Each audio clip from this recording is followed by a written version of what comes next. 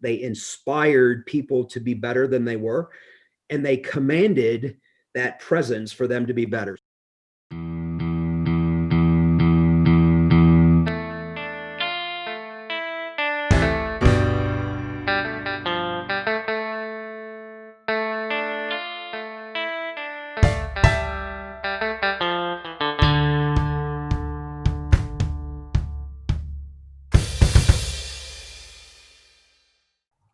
Cattle Call Podcast, got a new guest here. First meeting via Zoom, and I'm here with Tony Colombo. Tony, how are you? I'm doing well. How are you today? Man, I'm doing well as well. What are you up to today? Sort of taking in a beautiful sunshiny day and doing some work as far as trying to update CRM and talk to a few clients and talking to you. Okay, now what is CRM? CRM is a client management tool that is used to help with marketing and sales and operations and processes and things of that nature. Like, for example, Salesforce.com. You hear Salesforce a lot. Yeah.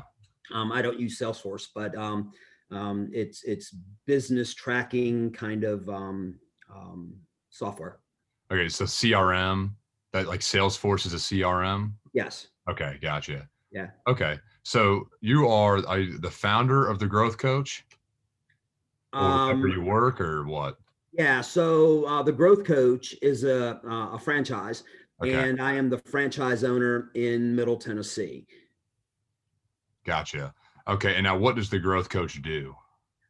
We work with small business owners and professional groups, leaders, and so forth and so on to help them be bigger, faster, stronger, grow their businesses, to better understand their people and market their products and just expand their overall business acumen beyond being able to create whatever it is that they create, right? To have a broader perspective of how to operate a business and grow that business. Very cool.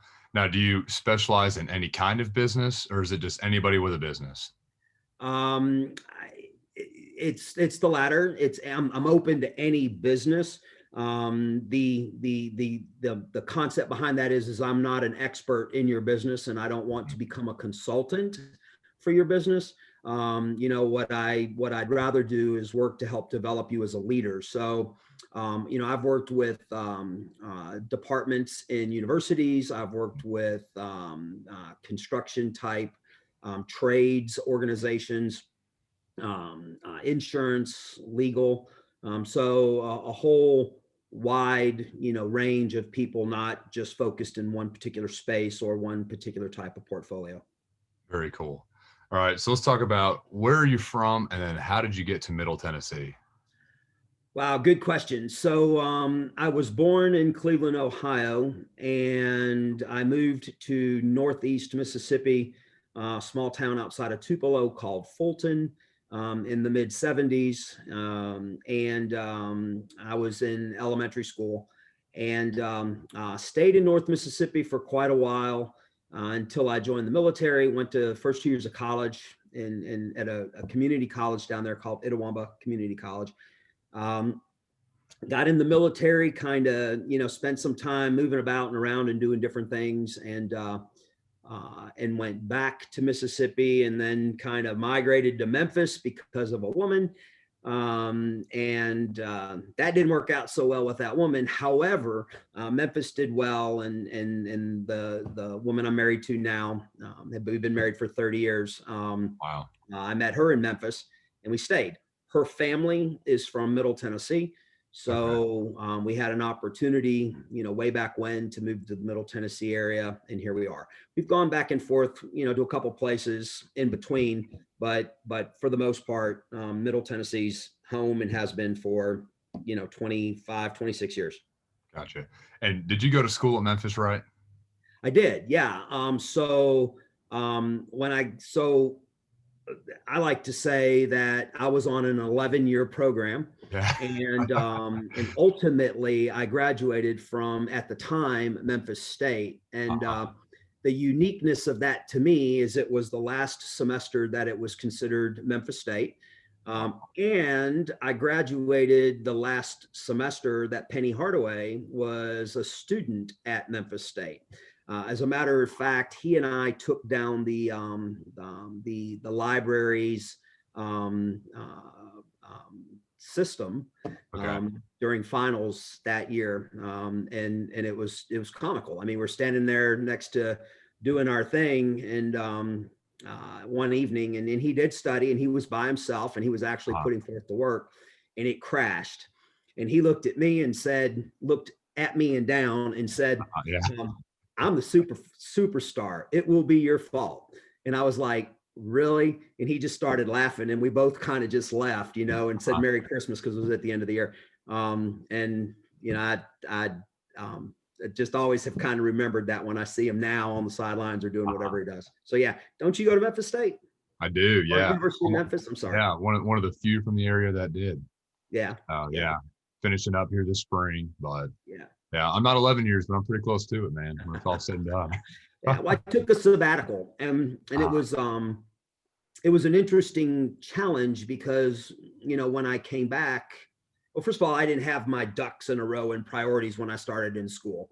You know, I was unfortunately kind of a smart person who never really had to apply myself, so I didn't. And then when I got I went from the community college to Mississippi State, and I was an engineering student, and I spent a whole lot of time partying and not really doing anything. And for all practical purposes, I flunked out of Mississippi State, and got asked to kind of sort of leave Starkville. So, so the military was good, but all that said is I didn't, you know, I had to really start over. I had to go back and take classes that I had taken, like calculus and some of my in physics, and just kind of start over. So the whole process took a little bit longer, and you know, and then I was older. So, you know, I wasn't, you know, 19 or 20, I was now 25, 26.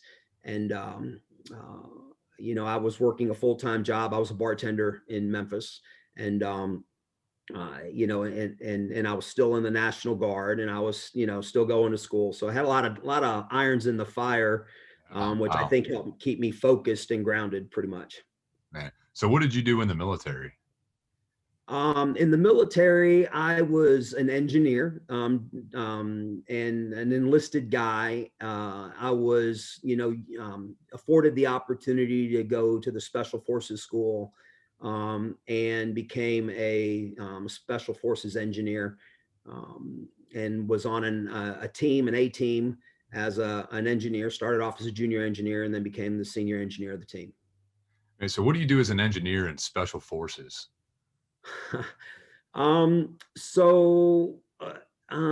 If you kind of think of a civil engineer 150, 200 years ago kind of thing, who blows things up, you know, I kind of did that. You know, you learn how to build structures, you learn how to, you know, mobilize teams to improve their quality of life through an infrastructure and through construction. You know, you might build roads. You also learn how to destroy those things, right? And to blow them up, and how to infiltrate things. You know, we would learn to build a bridge, and then the next day we would learn to blow up the bridge. You know, for me, based on the time and the years, did a whole lot of building more so than destroying. And I think I probably can honestly say that I have built more outhouses in Central America than any 5, you know, people that you would know, Peace Corps type of people, right? You know, missionary type of people. So, but mostly it's building, and on occasion destructing, and then providing support for, you know, other members of the team as needed. So did you spend most of your time in Central America while you were in? I spent quite a bit of time in Central America. Yeah. And how'd you enjoy that? You know, I thought it was great. You know, the aid that I did and the things that I did in support of the mission Hmm. were not combative. They were more peace related and medical related and providing protection and doing reconnaissance and building, helping a very third world country kind of countries, emerge from the things that were holding them back, their oppression, and that's a motto of special forces: "De oppressed liber," Latin for the oppressed liberated.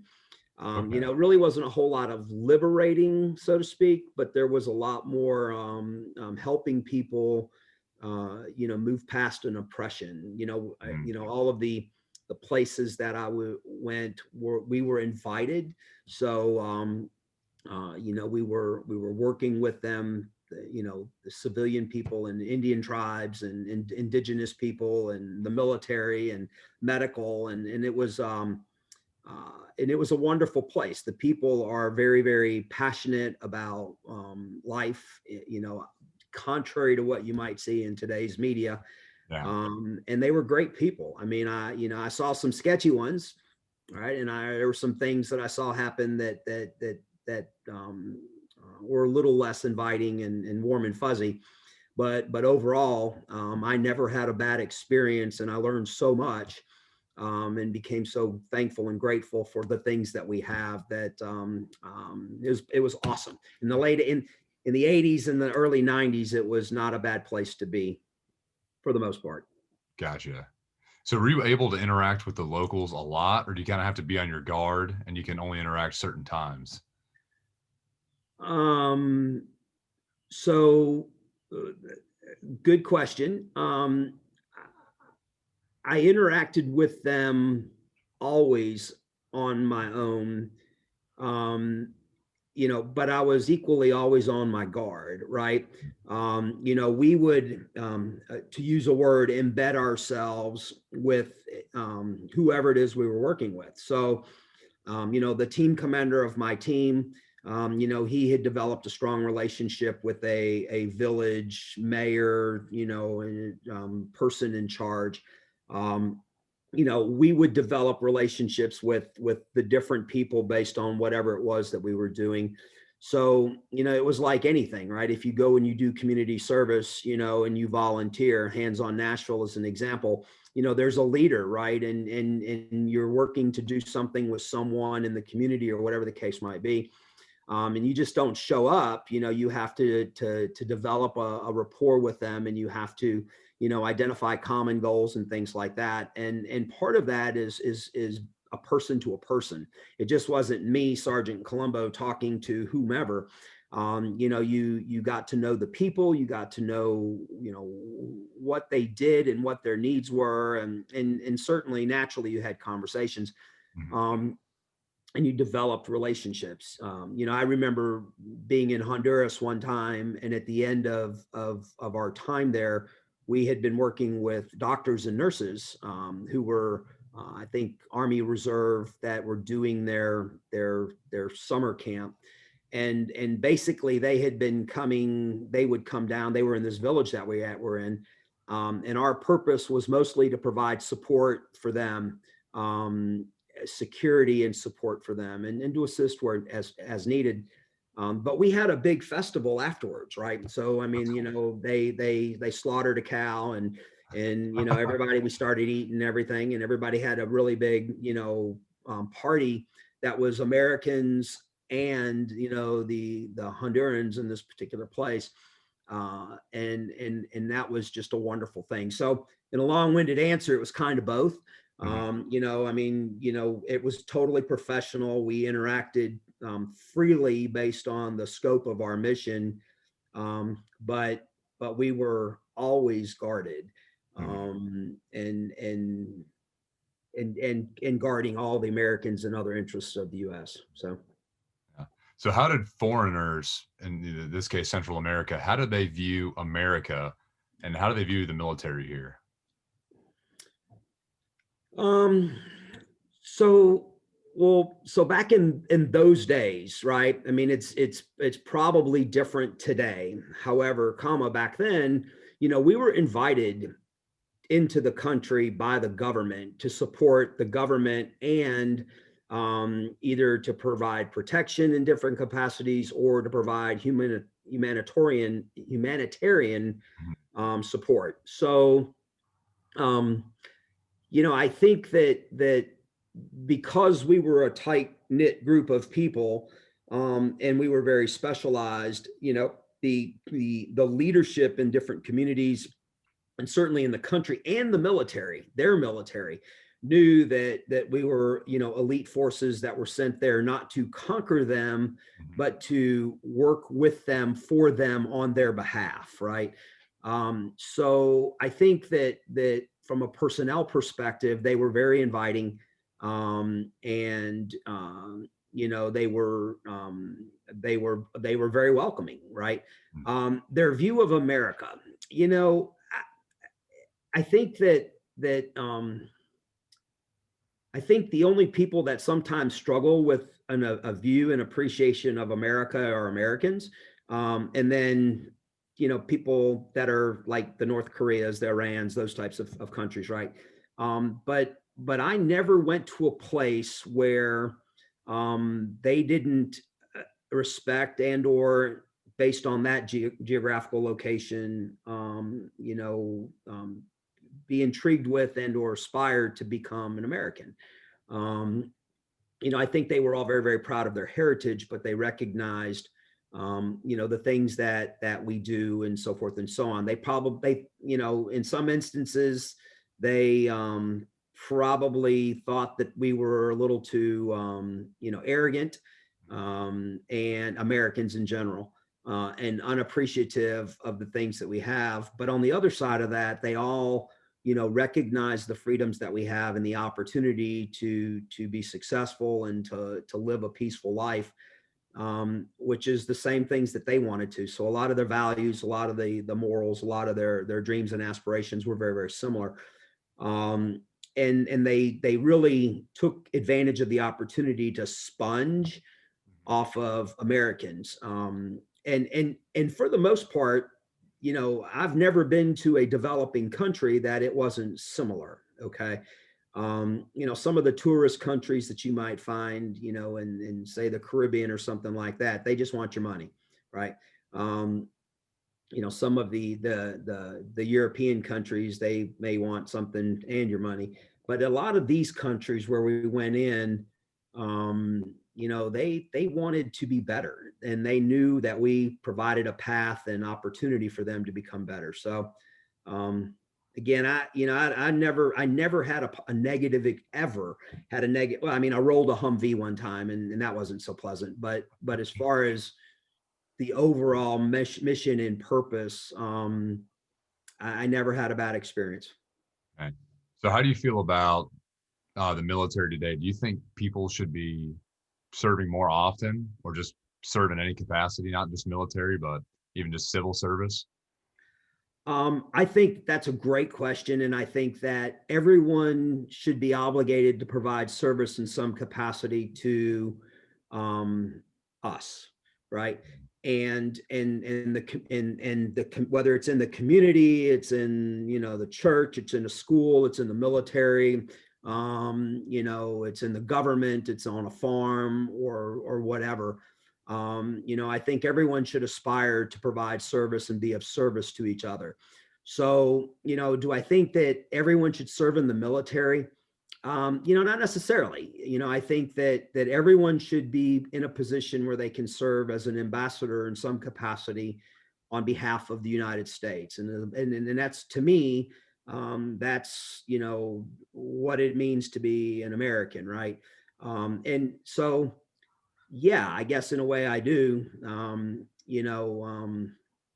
It's just not cookie cutter Mhm. military or this or that. It's just providing service. I think it makes you more humble, and more aware of what's going on around you. So after you get out of the military, did you go straight into engineering? So I got out of the military in December or November of 1993.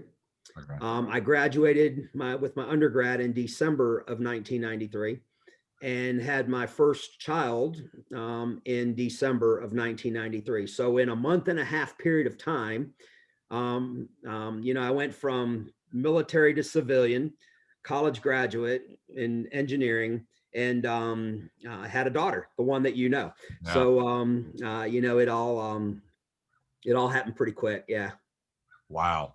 And were you in Memphis at the time? I was. Yeah, Still? Okay. How long yeah. did you stay in Memphis after you graduated? Um, About a year and a half. I started working in January of '94 at a company called Southwire Specialty Products in Osceola, Arkansas. I stayed there until March of '95. And an opportunity came up for my wife to take a job in Nashville in November of '94. So she and the baby moved here. I waited until I could find a job here, and then started in April of '95. So we moved here then. Had you been to Nashville prior to moving here? I had been to Nashville a couple times. When I met my wife, her parents were actually in Clarksville.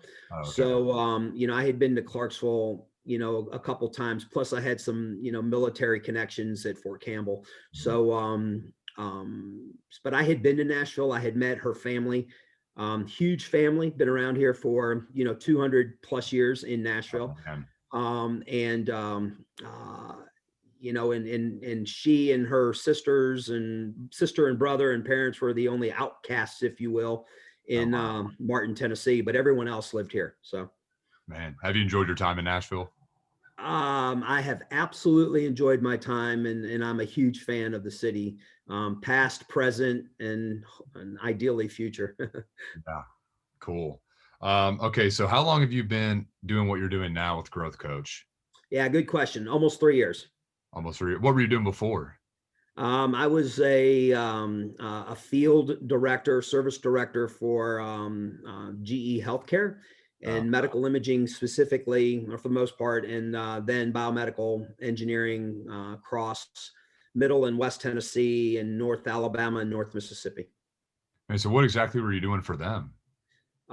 So we provided service from installation through maintenance and aftermarket sales on imaging equipment. So CAT scan machines, MRIs, X-ray, cath labs, all that ultrasound, everything like that. And then in some hospitals, we had the clinical services, which did all the service on everything from beds to pumps to defibrillators to whatever. So all of the people that actually did the maintenance, um, I was their director. Wow. Did you enjoy that job? I would say that I had probably more good days than bad days. Yeah. It's very, very stressful. In the industry itself, the healthcare industry is extremely stressful. And then the pressures of working for a big company were pretty stressful. But I really felt like at that level that I was able to do good, and and worked with a lot of amazing people. I mean, not necessarily frontline workers like you see on the news today, Mhm. but that infrastructure behind those people, and the things that they do, and to make sure that if you break your arm, you get a good X-ray and a good diagnosis prognosis. So yeah, I guess I had a pretty good time. Did you learn a lot about healthcare? Um, I probably learned enough, and maybe more importantly, I built a network around me of people that knew a lot, that I could call and reach out to. I maybe didn't learn about billing per se, and I didn't learn about anatomy and physiology, other than I can take an ultrasound and of myself and identify body parts, and I can look at an image Mhm. and identify parts that are supposed to be there and maybe things not so much. But as far as the practice of healthcare, not really. It wasn't in my line of sight. Gotcha. Okay. And so now, what does your day to day look like now with growth coach? How do you classify yourself? What's your role? Well, I mean, obviously, I'm the owner, right? It's a franchise, and then my after that comma is coach, and so I classify myself as a coach that works with groups, individuals, like I said earlier, and help them identify um, the opportunities and then implement strategies to kind of grow their presence and however that's defined. So my day to day is usually spend a lot of time marketing, which, I'm an operations guy. So marketing's been kind of interesting, and trying to identify new leads, new contacts, all that kind of stuff. Networking differently. I had a very strong healthcare network, or GE's, General Electric's a big company. So obviously I had a big network there. I've had to sort of start over in developing my network, and just doing things, creative type of things that I never really had to do in the past.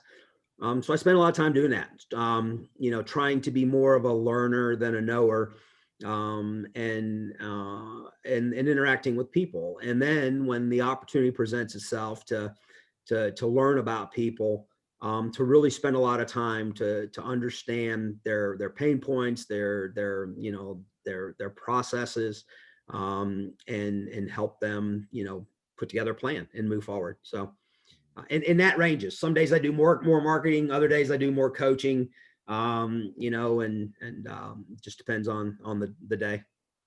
So when somebody comes to you, what is typically their main goal? What do they want to get out of your service? Um,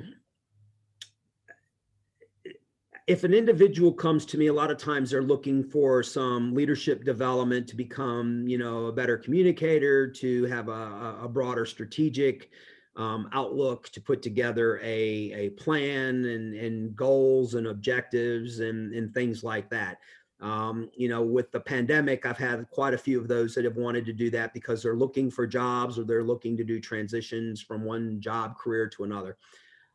Businesses Usually businesses are at a point where they feel pressure and they recognize that they need to do something different, whether it's people oriented. They went from one or two to three people and now they've got 10 to 15 people, and trying to build that team and trying to understand how to better utilize the people to grow the business and they fit in the culture and so forth. Sometimes it's the people who come and say, hey, our business leader is needs help, right?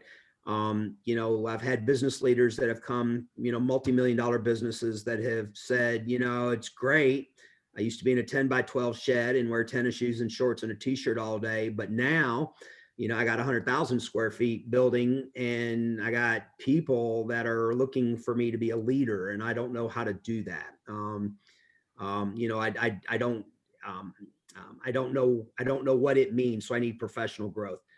Some businesses are hemorrhaging and they just need, someone to kind of help them face the reality and then, put together some sort of a strategy to get them where they are and help them understand where they want to go, right? Whether that's to grow and continue the business or to exit, right? So it really depends. I had the interaction I had yesterday as an example was with a company that's been in the Middle Tennessee area for over 20 years. They, have, around 15 employees, and that range from the founder to, an intern who will come on board full time and, at the end of May or June. And they are having some cultural challenges right now. And the business development person was tasked with finding a coach. She and I had a great conversation yesterday where really it's become now an opportunity for them to sort of just revisit their personalities, their passions, their vision, their mission, and to do some things to understand how to more effectively communicate and work together to as opposed to in silos to grow the business and keep it going. One of the founders is looking to exit in the next couple, 3 years, and I'm confident that she wants to leave a legacy behind. And on the flip side of it, they don't want to be overreacting or freaking out, so to speak, with the new person coming in May. They want to kind of have a plan and a purpose. So I mean that was just yesterday. So it's just it's a wide range of things, but usually it's people that are starting to take the step to recognize that they need to do something different. And then going from there, doing a lot more listening than talking. That's for sure. Gotcha. Now, are people pretty teachable when they come to you for help, or do you encounter a lot of arrogance still? I think it depends. Yes, both maybe. I think that change is a very difficult thing, and I think that regardless of what positioned you to have to embrace or accept change, is difficult usually, right? I mean, some people get a promotion, and that's great, but a lot of times, people recognize that they need to be better and they need to do some things different. And then accepting and embracing the change and the work that's going to be required to do those things sometimes is a challenge. So, I've had some interactions with potential clients where I just knew that their ego was a little too big and that I wasn't the right person for them. They wanted a cookie cutter fix, a solution. They wanted someone to come in and say, if you do this, you'll be good. And that's just not me. I don't do it that way. On the flip side of that, I've had some where I've had to say, okay, I'm not a therapist. Okay. This isn't a therapy session. And the majority of people, I think, are, when they come to me, are more in a discovery kind of mode. And then, the commitment is negotiable. Right. And I kind of I try to be as upfront about that as possible. I'm not a big fan of egos. I'm not a big fan of arrogance. I'm not a big hand holding kind of you're entitled kind of guy. I'm just not wired that way. And if that's what you want, or if that's what you represent, then there's a good chance that I'm going to say, hey, great conversation, best of luck, and move on along. Because it'll be a waste of my time and it'll be a waste of that person's time. And since I'm the coach, I can sometimes recognize that. And if the person comes back and still wants to continue the conversations, then we'll see. Right. But I think, every business owner to some extent has an ego. It may not be negative. It may not be in your face. But they have to in order to be persistent and in order to have stepped off, the path to become who they are and with their service, product, what have you. Right. Okay. So when you think of somebody being a good leader, who comes to mind for you?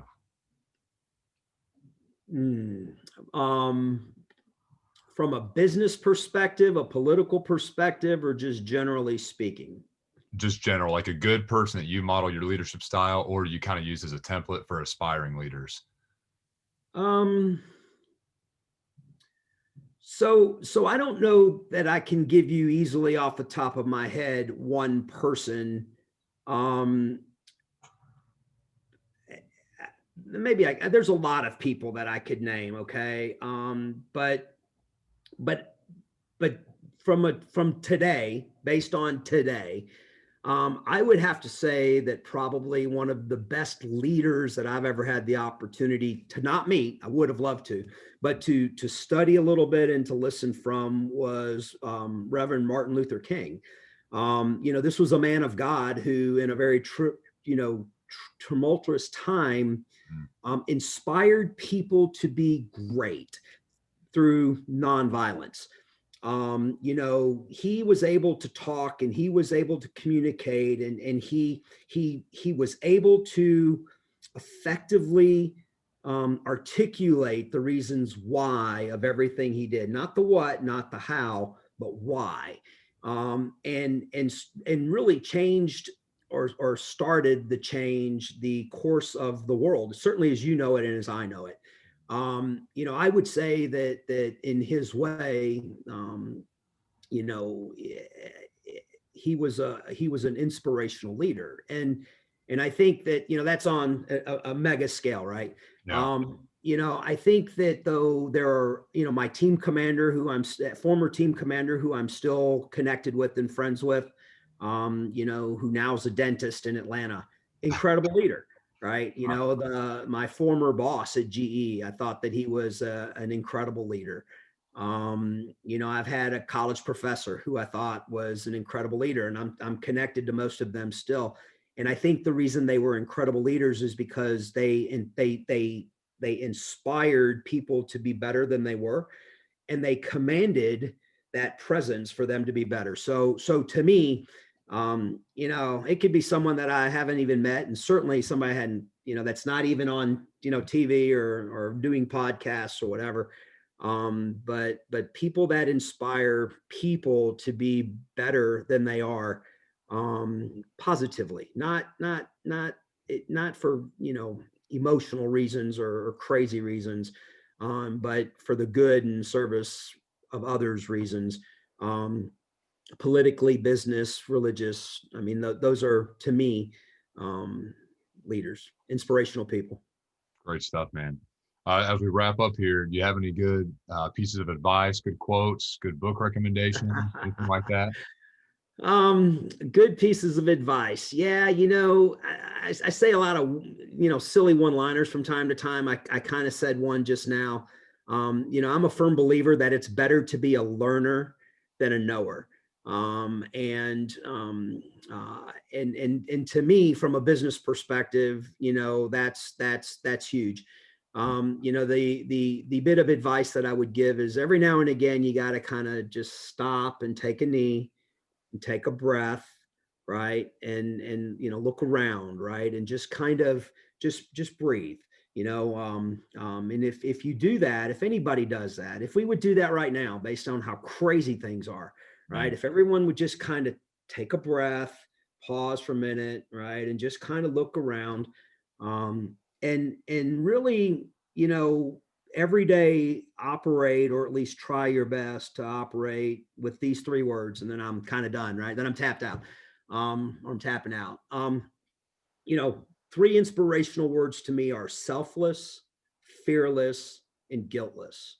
And as you make decisions every day, if you can, hit on two of those three, right? For sure, two of those three, then it's probably the right decision. Okay. And it may work out, it may not, but it'll certainly be a learning experience, and you'll be able to you know be a little bit smarter the next time the decision comes up. So be a learner, not a knower. Always, always, always, think of selfless, fearless, and guiltless. And don't forget, take a breath every now and again. Have some fun, right? Think. Just breathe. That's all I got. that's great, man. Is there anywhere that people can reach you or follow you or keep up with what you're doing?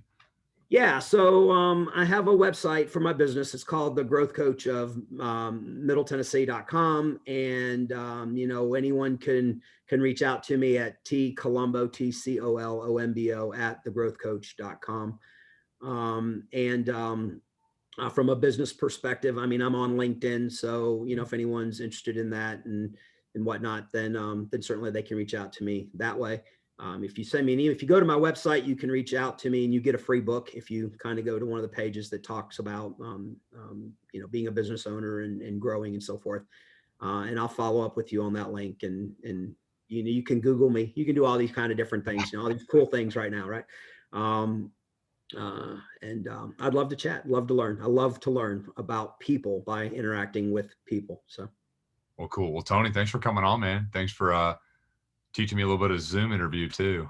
I hope it worked out well. And, we'll chat again, I'm sure. Yeah, cool. That's it. Tony, thanks for coming. Thanks for your service. Thanks for all you're doing now, contributing, and keep up the hard work, man. All right. Thanks a lot. You have a great day. Cool. Thanks, Tony. See you, man. All right. Bye.